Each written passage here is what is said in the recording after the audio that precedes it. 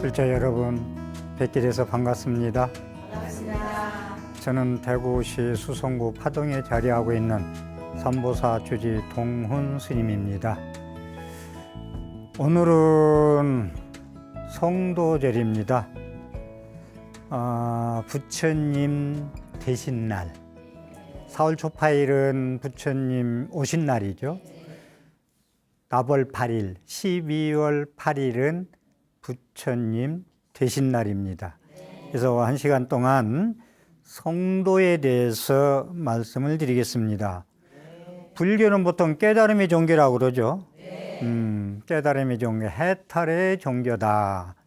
그래서 수행을 하는 종교다라고 합니다. 그래서 부처님이 이제 어떻게 부처님이라는 말이 나오느냐 하면 부다.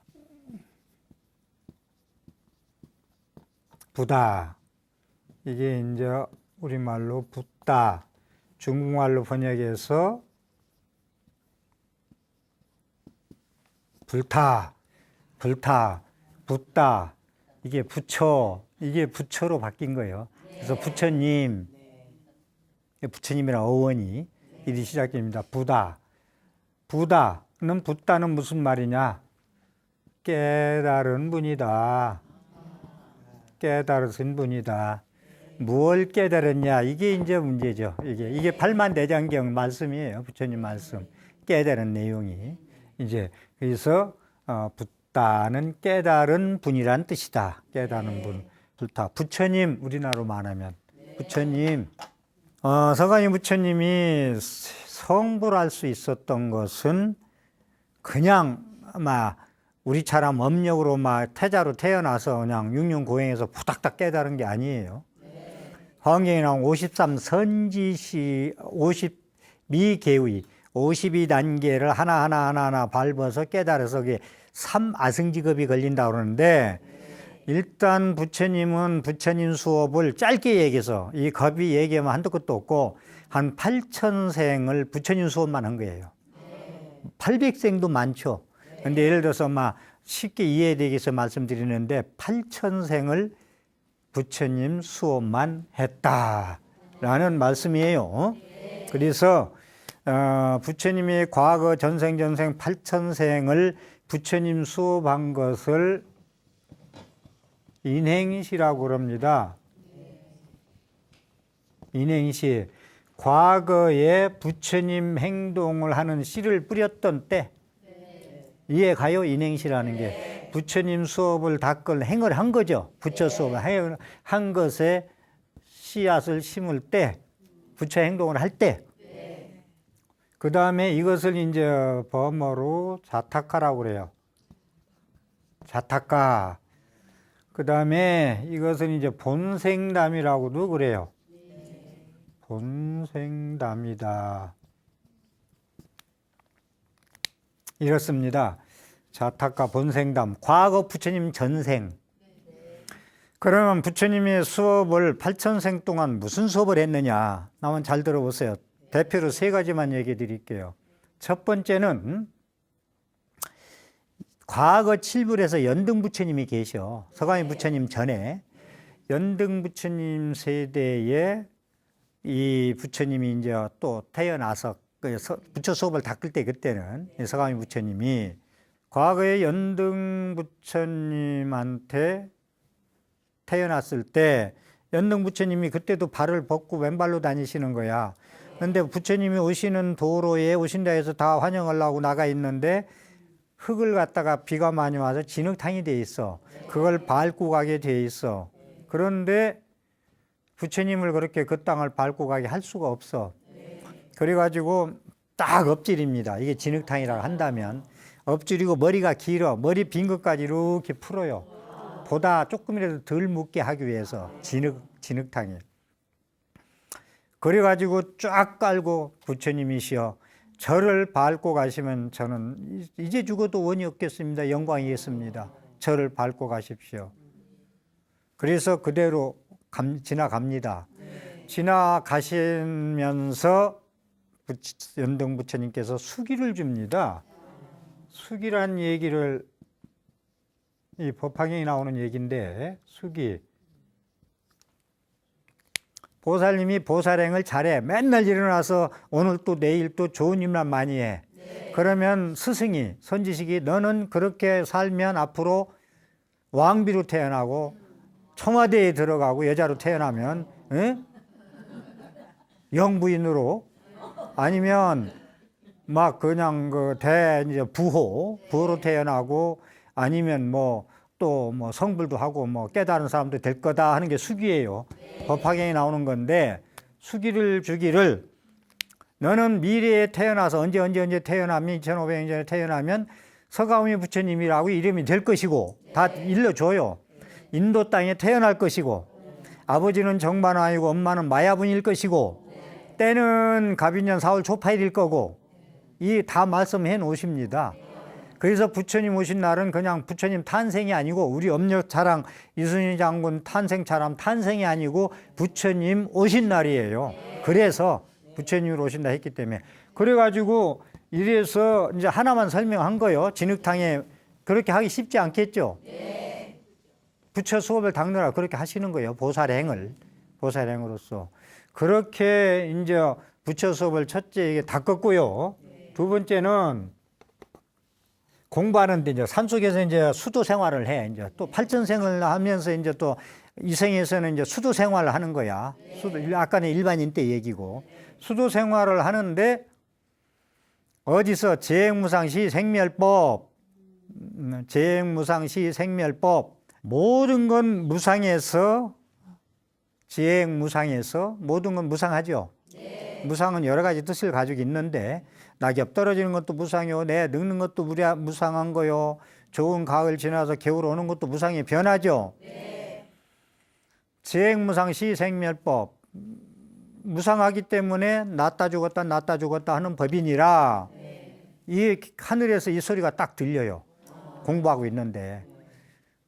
그런데 그 부처님이 이제 서가모니 부처님 전생에 이제 공부할 때 얘기인데 아니 그거야 누구는 모르냐 이거요. 나무는 가을 되면 단풍되고 나도 늙어 병들어 죽고 그걸 왜 모르냐 이거요. 그건 다 아는데 뒤에 뭔가 있을 것 같단 말이야.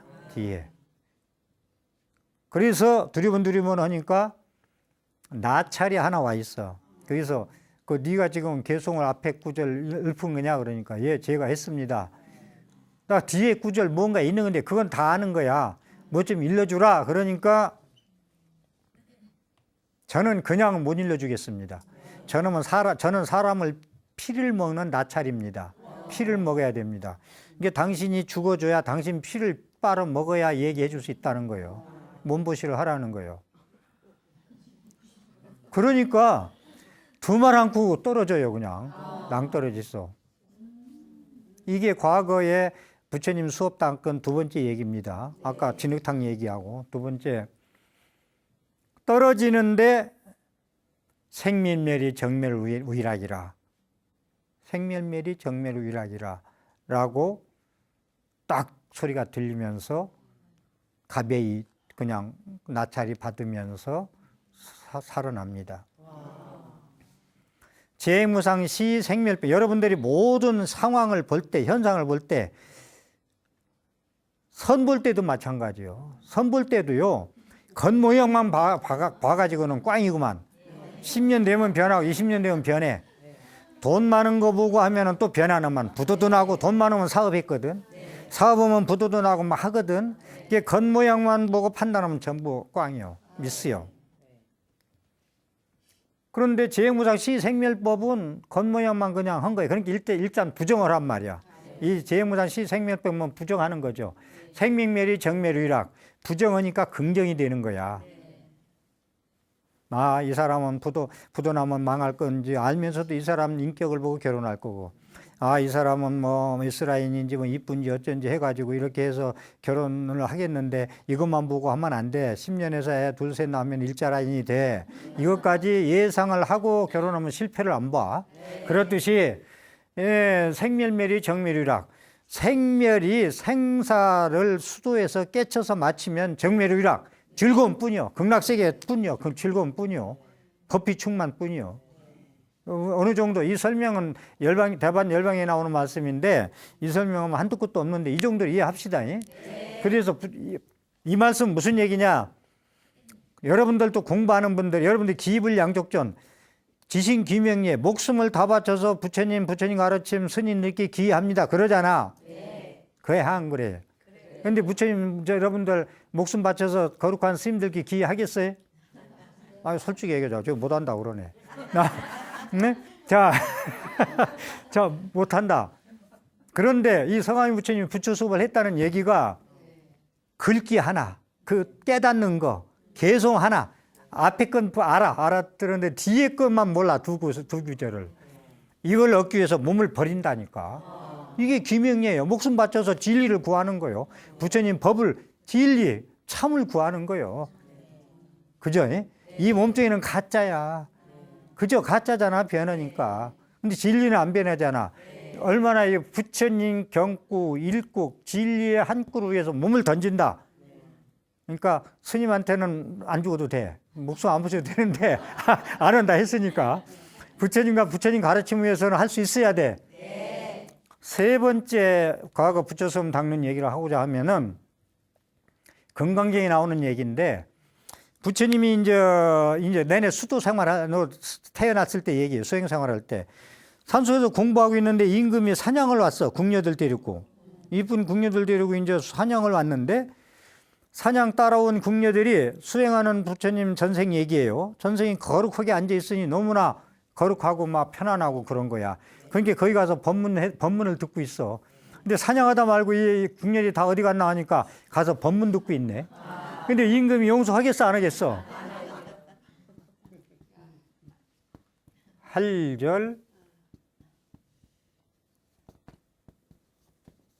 할절 신체라.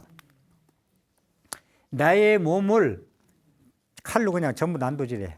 할절, 막 하래, 그냥 막 부검하는 것처럼, 시신 부검하는 것처럼 다 절절히 그냥 전부 다 분해해버려요.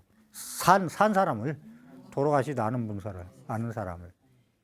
그래서, 임금이 화가 나가지고 몸을 생체로 그냥 막, 네가 유혹을 했구나. 우리 궁녀들을 말이야. 그래가지고 몸을 사지를 전부 찢어버려요. 그런데도 아상인상 중생상 수자상이 나는 없었느니라. 성내고 원망하는 마음이 없었느니라. 그렇게 찢어내도 그것을 아까 인행시라고 할 때 이렇게 인자를 인행시라고 금강경 나와요. 원문에 이 얘기가. 인욕선인 인행시가 나오고 금강경에 나오는 것은